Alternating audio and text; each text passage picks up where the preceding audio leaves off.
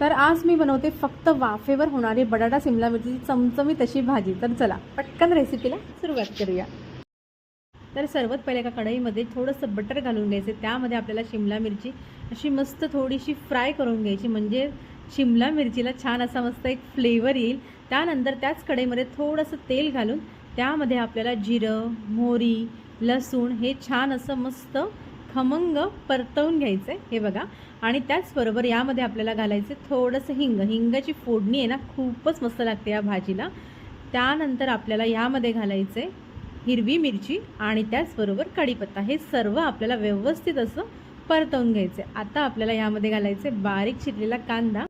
कांदा आपल्याला छान लालसर करून घ्यायचा, छान असा मस्त परतवून घ्यायचा आहे। कांदा छान लालसर झाला की त्यामध्ये आपल्याला घालायचे बारीक चिरलेले टोमॅटो आणि त्याचबरोबर थोडंसं बटर आणि टोमॅटो घालून परत एकदा आपल्याला पुन्हा परतवून घ्यायचे। हे बघा, टोमॅटो आपले पूर्णपणे असे ना गळले पाहिजे, असे पूर्ण मॅश झाले पाहिजे, कारण आपल्याला ही भाजी जी आहे ना ती प्रॉपर वाफेवर शिजवून घ्यायची।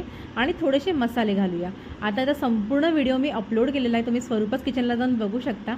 त्याचबरोबर यामध्ये आता आपल्याला घालायचे उकडलेले बटाटे आणि शिमला मिरची। हे सर्व घालून मिक्स करून घेऊया आणि 2 ते 3 मिनटं भाजी छान अशी मस्त झाकण लावून वाफेवर शिजवून घेऊयात।